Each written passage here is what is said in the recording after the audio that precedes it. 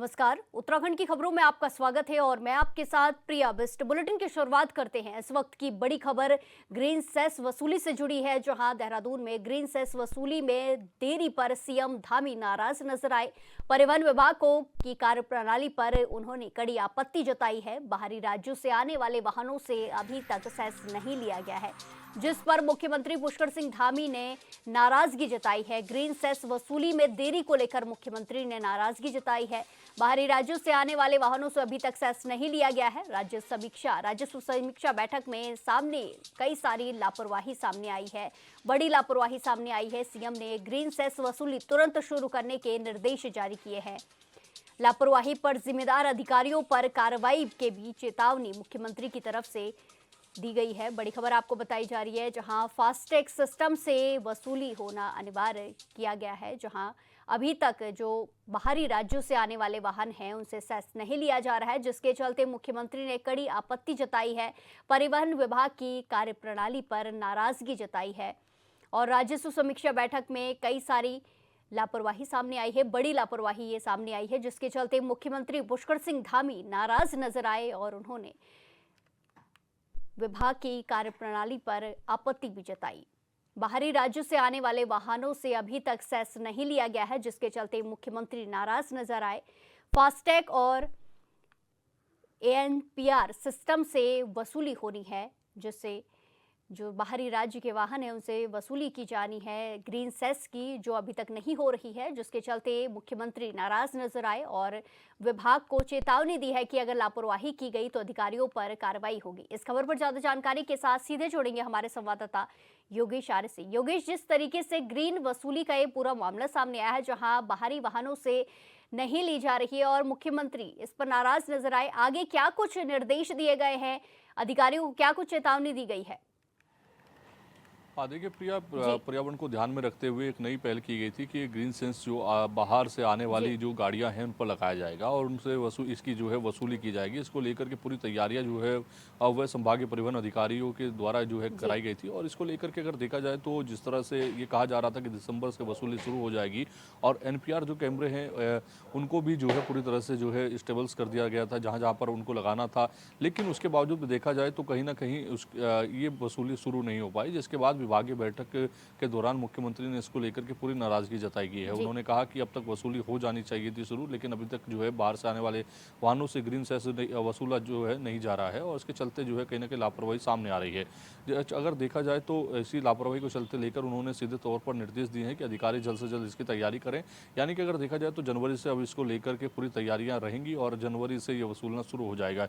तो इससे सीधे तौर पर समझा जा सकता है कि बाहर से आने वाली जो गाड़ियां होंगी उनसे जो है फास्टैग के जी माध्यम से या जो एनपीआर जो कैमरेज हैं उनकी माध्यम से जो है कहीं ना कहीं वसूली जो है देखने को मिलेगी। तो निश्चित तौर पर अब जो है इसको लेकर जब मुख्यमंत्री ने नाराजगी जताई तो विभागीय अधिकारियों में भी हलचल तेज हो गई और लगातार अब इसको लेकर के मॉनिटरिंग की जा रही है, बैठक की जा रही है ताकि जल्द से जल्द इसको प्रारंभ करा जा सके। जी जी बिल्कुल योगेश, अब मुख्यमंत्री की तरफ से चेतावनी भी दी गई है। ऐसे में कुछ विभाग के तरफ से कदम उठाए गए हैं, आगे के लिए कोई निर्देश कर्मचारियों को, अधिकारियों को दिए गए हैं इसको लेकर?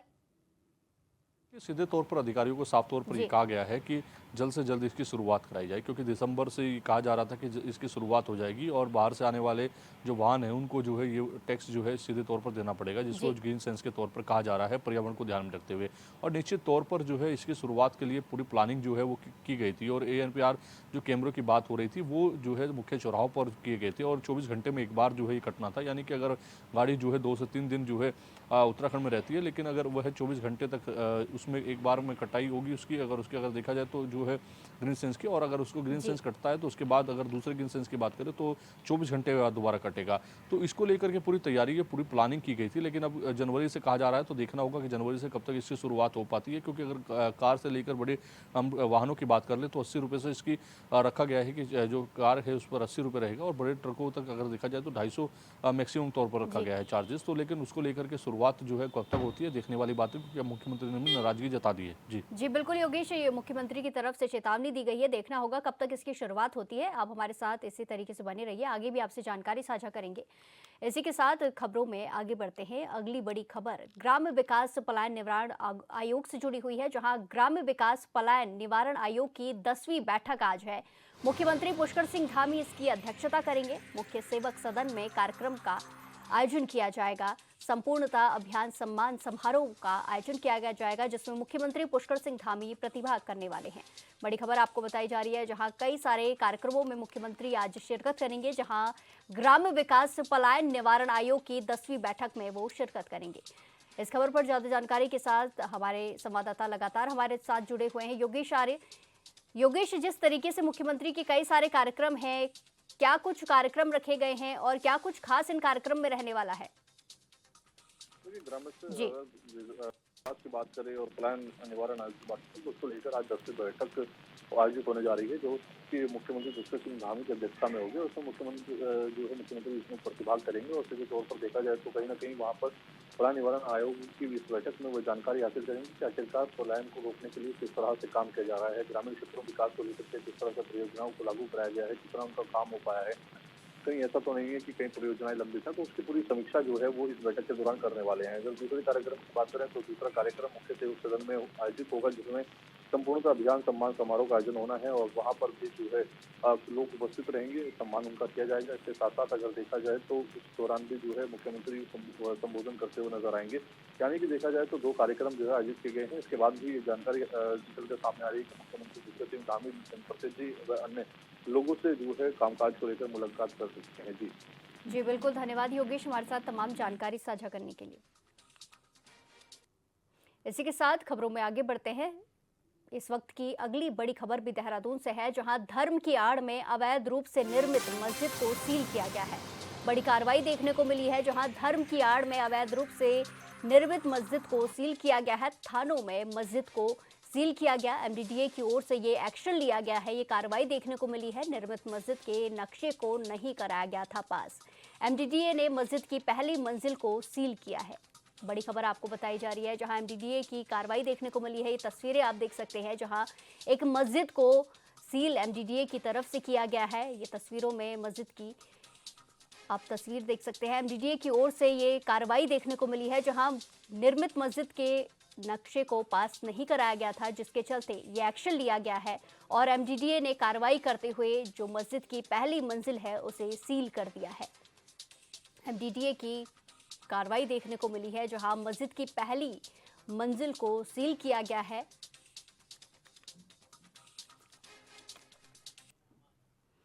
इसी के साथ खबरों में आगे बढ़ते हैं। आज कई जिलों में घना कोहरा छाने का येलो अलर्ट जारी किया गया है। देहरादून, हरिद्वार, उधम सिंह नगर, नैनीताल, चंपावत, पौड़ी में यह अलर्ट जारी किया गया है।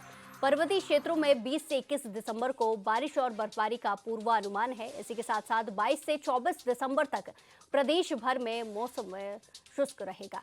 बड़ी खबर आपको बताई जा रही है, कोहरे से जुड़ी हुई है, जहां कोहरे को लेकर मौसम विभाग का येलो अलर्ट देखने को मिला है। आज कई जिलों में घना कोहरा छाने का येलो अलर्ट है। देहरादून, हरिद्वार, उधम सिंह नगर, नैनीताल, चंपावत, पौड़ी में यह अलर्ट जारी किया गया है। आपको बता दें कि पर्वतीय क्षेत्रों में 20 से 21 दिसंबर को बारिश और बर्फबारी का पूर्वानुमान है। इसी के साथ 22 से 24 दिसंबर तक प्रदेश भर में मौसम शुष्क रहेगा। उत्तराखंड हाईकोर्ट ने बागेश्वर के कांडा तहसील समेत कई अन्य गांवों में अवैध खड़िया खनन से आई दरारों के मामले में के अलावा 165 खनन इकाइयों से संबंधित याचिकाओं पर एक साथ सुनवाई की। इसके बाद मुख्य न्यायाधीश जी नरेंद्र और न्यायमूर्ति सुभाष उपाध्याय की खंडपीठ ने सुनवाई जारी रखी। बीते दिन दिए आदेश पर 2 कर्मचारी मोबाइल के साथ कोर्ट में पेश हुए, जिनके मोबाइल से रिपोर्ट प्राप्त हुई थी। कोर्ट ने उनके मोबाइल का अवलोकन किया और उनसे कई तरह के सवाल किए। उनकी ओर से कोर्ट को अवगत कराया गया कि 60 खुदानों का सर्वे अलग अलग टीमों की ओर से किया गया। में जो सुप्रीम कोर्ट में शपथ पत्र दायर किया गया था राज्य सरकार की ओर से, उसमें जिन 29 मायनों को क्लीन चिट के बारे में कहा गया था, उसके संबंध में कोर्ट ने कुछ कर्मचारी विभाग के जिनके व्हाट्सएप से वो जो लिस्ट है वो शेयर हुई थी, उनको बुलाया था और उसी के क्रम में उनके द्वारा अपने मोबाइल सहित आज अपनी उपस्थिति दी गई।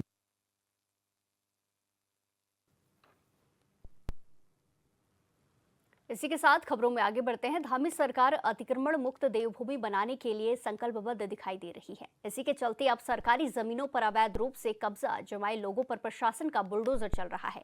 ऐसे में जहां इस ध्वस्तीकरण की कार्रवाई से लोगों में नाराजगी देखने को मिल रही है, वहीं वक्फ बोर्ड के अध्यक्ष शादाब शम्स का कहना है कि किसी भी तरह का अतिक्रमण या अवैध कब्जा जब होता है तो इसे हटाने के लिए उच्च न्यायालय की ओर से दिशा निर्देश दिए जाते हैं और सरकार इन्हीं दिशा निर्देशों का पालन करती है। आगे उन्होंने कहा कि युवा मुख्यमंत्री का स्पष्ट मत है कि सही को छेड़ना नहीं है और गलत को छोड़ना नहीं है।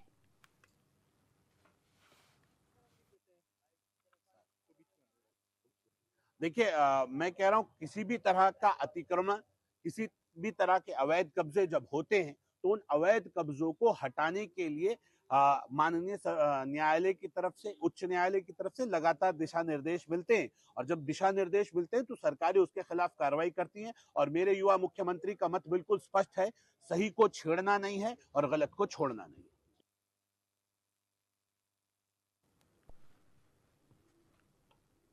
इसी के साथ खबरों में आगे बढ़ते हैं। हरिद्वार में बढ़ती ठंड को देखते हुए जिलाधिकारी मयूर दीक्षित ने खुद धरातल पर उतरकर रैन बसेरों का निरीक्षण किया है। उन्होंने गरीब, असहाय और श्रद्धालुओं के लिए की जा रही व्यवस्थाओं का जायजा लेते हुए कई अहम निर्देश दिए। उन्होंने कहा कि रैन बसेरों में किसी भी व्यक्ति से सुविधा शुल्क न लिया जाए। इसके अलावा डीएम ने सभी रैन बसेरों का बिजली लोड ऑडिट करने और बिजली की समस्या जल्द दुरुस्त करने के दिशा निर्देश दिए। साथ ही शीतलहर से बचाव के लिए शहर के प्रमुख चौराहों, घाटों और सार्वजनिक स्थलों पर अलाव जलाने के भी निर्देश दिए हैं।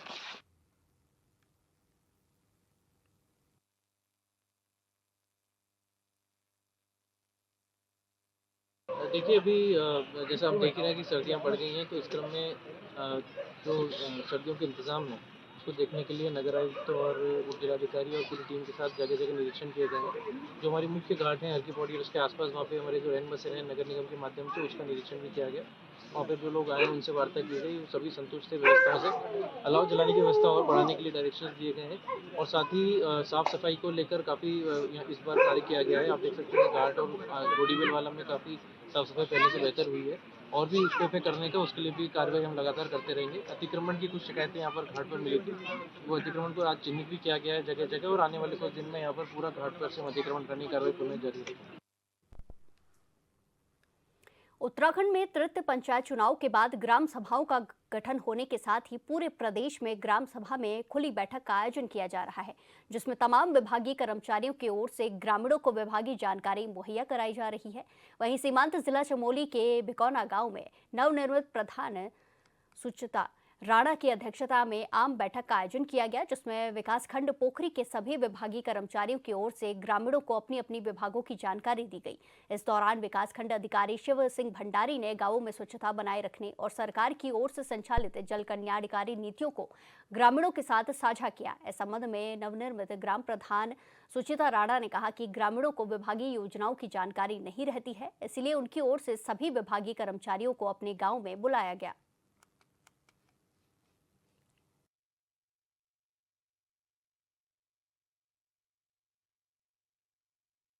पे आज जितने भी हैं सभी विभागों को यहाँ पे बुलाया गया था और वीडियो साहब, तहसीलदार साहब और जितने भी विभाग हैं सभी आज यहाँ पे उपस्थित हैं। और इस आम बैठक में आज समस्त ग्रामीण यहाँ पे उपस्थित हुए हैं, तो अपनी बात रख रहे हैं। अभी मीटिंग चल रही है। ये जो भिकौना में ग्राम पंचायत की बैठक आज रखी गई थी, खुली बैठक, इसमें ये इसकी जीपीटीपी बननी है, ग्राम पंचायत विकास योजना बननी है।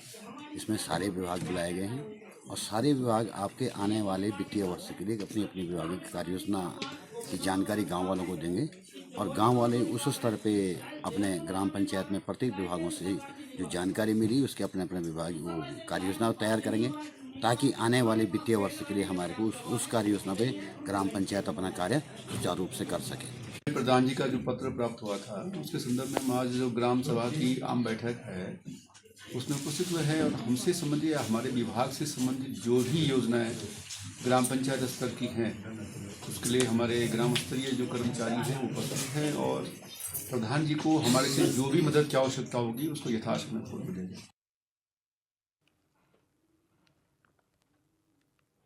इसी के साथ खबरों में आगे बढ़ते हैं। रुड़की के धनौरी स्थित उत्तराटेक कॉलेज में दिल्ली पुलिस भर्ती परीक्षा के दौरान अन्य राज्यों से आए अभ्यर्थियों को परीक्षा में शामिल होने से रोकने का गंभीर आरोप लगा है। छात्रों का दावा है कि कॉलेज प्रशासन ने इंटरनेट कनेक्टिविटी की समस्या का हवाला देकर उन्हें रोक दिया, जबकि कुछ स्थानीय या चुनिंदा छात्रों को परीक्षा देने दी।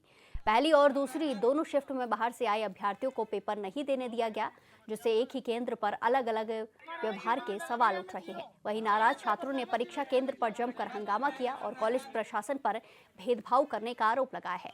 साथ ही छात्रों का कहना है कि ऐसी समस्याओं से उनके करियर पर असर पड़ रहा है और परीक्षा व्यवस्था में सुधार की जरूरत है।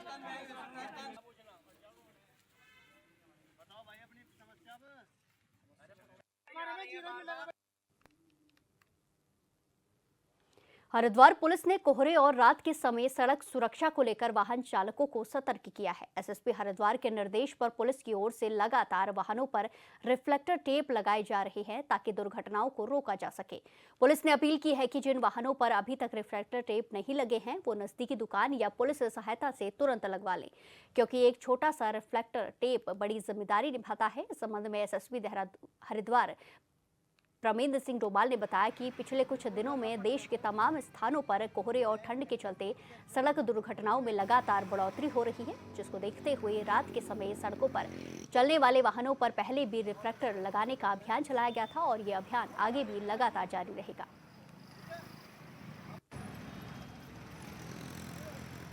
पिछले कुछ दिनों में लगातार खासकर देश के विभिन्न स्थानों में जिस प्रकार की घटनाएं कोहरे को लेकर हुई हैं, हरिद्वार पुलिस भी ऐसे मामलों में लगातार संवेदनशील रही है। पूर्व में हम लोगों के द्वारा इस प्रकार के जो वाहन हैं जो रात के समय पे चलते हैं, खासकर जो गन्ने की ढुलाई को लेके हैं या फिर अन्य जो वाहन हैं जो माल ढोने के काम आते हैं, उन पर रिफ्लेक्टर लगाने का अभियान हम लोगों के स्तर पर पहले भी पूर्व में चलाया गया था, जिसमें हम लोगों के द्वारा कुछ स्वयंसेवी संस्थाओं को सामने लाया गया था और उनकी ही मदद से इस प्रकार के प्रयास किए गए थे। इसके साथ ही जो हमने थाना स्तर पर सभी थाना इंचार्जों को, सर्कल अफसर और एसपी ग्रामीण और सिटी स्तर पर ये सभी को निर्देशित किया है कि जो बड़े मालवाहक हैं और जो फैक्ट्रियों में जो वाहन चलते हैं, ऐसे में जिस भी फैक्ट्री में वो काम करते हैं या जिस भी ट्रांसपोर्टर के यहाँ वो काम करते हैं, उसको इस प्रकार की जिम्मेदारी दी जानी चाहिए ताकि वो प्रॉपर रिफ्लेक्टर्स के साथ इन वाहनों को वहाँ से लेके जाए। साथ में स्पीडिंग का विशेष तौर पर ख्याल रखा जाए। जिस प्रकार से कोहरा आ रहा है, ओवर स्पीडिंग से कई प्रकार की दुर्घटनाएं होती हैं, तो मैं आप लोगों के माध्यम से भी लोगों से अपील करूंगा कि रात के समय ओवर स्पीडिंग का यूज़ ना करें और निर्धारित जो हमारी गति सीमा है उसी के आधार पर वाहन चलाएं।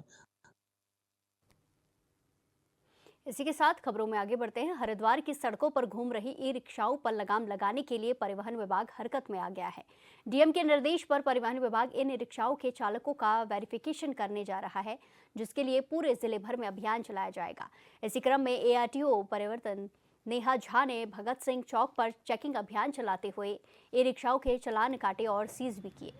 एआरटीओ ने जानकारी दी है कि वेरिफिकेशन अभियान में अनधिकृत रूप से चलाई जा रही ई रिक्शाओं पर रोक लगाई जाएगी। साथ ही ट्रैफिक प्रबंधन के लिए ई रिक्शाओं के जोन भी निर्धारित किए जाएंगे। हमारे द्वारा लगातार प्रवर्तन की कार्रवाई ई रिक्शाओं पर की जाती रही है। आज भी हमारे द्वारा 25 से अधिक ई रिक्शाओं के चालान और 15 ई रिक्शाएं बंद की गई हैं। अभी हमने एक प्लान बनाया है जिसके अंतर्गत जितनी भी हरिद्वार जनपद में ई रिक्शाएं हैं उनका वेरिफिकेशन किया जाएगा। उसमें पुलिस वेरिफिकेशन के साथ साथ जो वाहन है उसका पूरा तकनीकी जांच की जाएगी, फिर उन्हें एक स्टिकर और एक आईडी कार्ड प्रोवाइड किया जाएगा। उसके बाद ही वो रिक्शाएं यहाँ पर चल पाएंगी। अभी हम कोशिश करेंगे, कुल मिलाकर यहाँ पर पूरे हरिद्वार जनपद में 15,000 से अधिक ई रिक्शा रजिस्टर्ड हैं। फिर उसके बाद नियमितीकरण होगा तो सही ई रिक्शाएं रोड पर आ पाएंगी।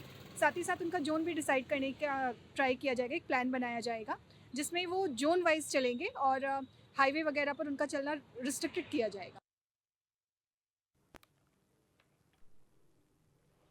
खनन विभाग की टीम ने विकासनगर के जसवाला और नवाबगढ़ क्षेत्र में सघन जांच अभियान चलाया। वहीं क्षेत्र में एक खनन पट्टे की जांच के दौरान गंभीर अनियमितताएं सामने आई, जिसके बाद संबंधित खनन पट्टे का ई रवाना पोर्टल तत्काल प्रभाव से सस्पेंड कर दिया गया। इसी क्षेत्र में एक अवैध खनन भंडारण भी पकड़ा गया, जहां नियमों के उल्लंघन पर चालान काटते हुए भारी अर्थदंड लगाया गया। साथ ही खनन विभाग की इस सख्त कार्रवाई से लोगों में हड़कंप मचा हुआ है, खनन माफियाओं में हड़कंप मचा हुआ है।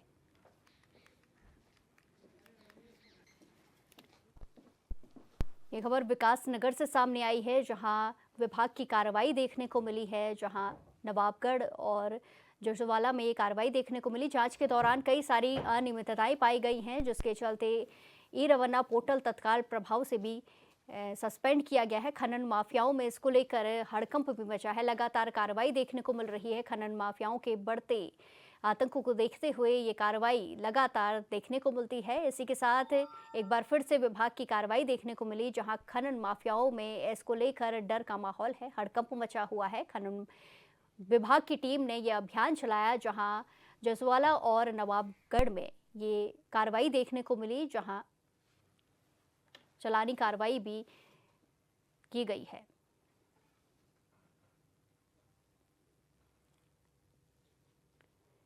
इसी के साथ खबरों में आगे बढ़ते हैं।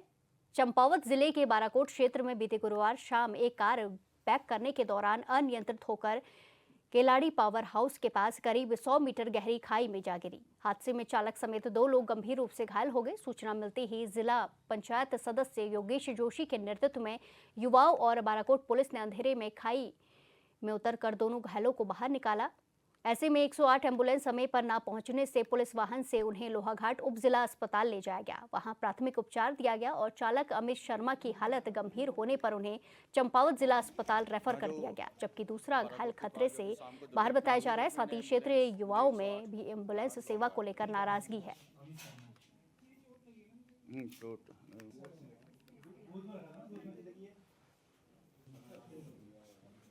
साथ वाले का फ़ोन आया कि गाड़ी गिर गई केलाड़ी में, तो मैंने कहा फिर सभी साथ वालों को फ़ोन किया, हम जल्दी तुरंत गए। तो वहाँ ये लगभग केलाड़ी के पास 150 मीटर नीचे गिरे थे।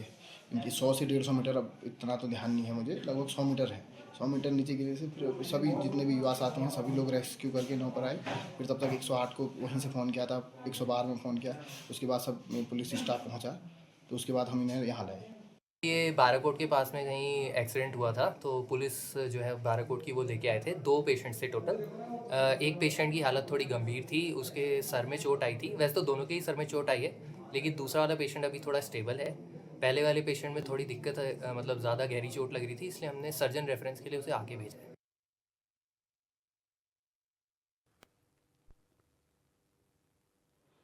उत्तराखंड के पहाड़ों में बसे गांव में अगर किसी व्यक्ति को सरकारी काम कराना हो तो कई किलोमीटर का सफर कर मुख्यालय तक आना पड़ता है। लिहाजा उत्तरकाशी के एक ब्लॉक प्रमुख ने एक नई पहल की है, जिसकी न सिर्फ जनता तारीफ कर रही है बल्कि अन्य जनप्रतिनिधि भी सराहना कर रहे हैं।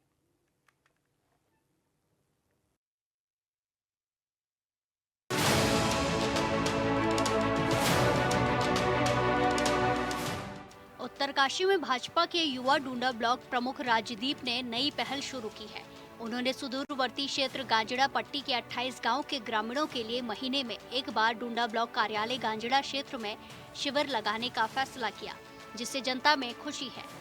सबसे पहले तो धन्यवाद करना चाहूँगा माननीय राजदीप सिंह परमार जी का, जो हमारे विकासखंड डूंडा के प्रथम व्यक्ति हैं और ब्लॉक प्रमुख हैं। क्योंकि आप देख सकते हैं कि आज से पहले हमारे जितने भी यहाँ पर प्रमुख जी रहे होंगे, उनके द्वारा मतलब हमारे गांजड़ा पट्टी से आप देख सकते हैं कि काफ़ी दूरस्थ इसमें गाँव हैं और काफ़ी दूरस्थ क्षेत्र हैं। तो इनके द्वारा जो यहाँ पर पहल की गई है, सबसे पहले जो मैं इनका धन्यवाद करता हूँ, उन्होंने यहाँ पर सबसे पहले यहाँ पर पहल की है कि ये प्रत्येक माह के एक दिन यहाँ पर अपना शिविर लगाएंगे और हम जो भी हमारे क्षेत्र की समस्त गाँव क्षेत्र की जो भी मूलभूत समस्याएं हैं उनको सुनेंगे और उन पर अपना विचार रखेंगे और उनको समस्याओं का समाधान करेंगे। उसके लिए मैं इनका धन्यवाद और आभार करता हूँ। इस शिविर को क्षेत्र में लगाने का मकसद यह है कि ग्रामीणों को 50 किलोमीटर की अतिरिक्त दूरी तय कर कार्यालयों का चक्कर न काटना पड़े। इस दौरान कई विभाग के अधिकारी भी मौजूद रहे, जहां बड़ी संख्या में ग्रामीण पहुंचे और ब्लॉक प्रमुख के सामने अपनी और क्षेत्र की समस्या रखी।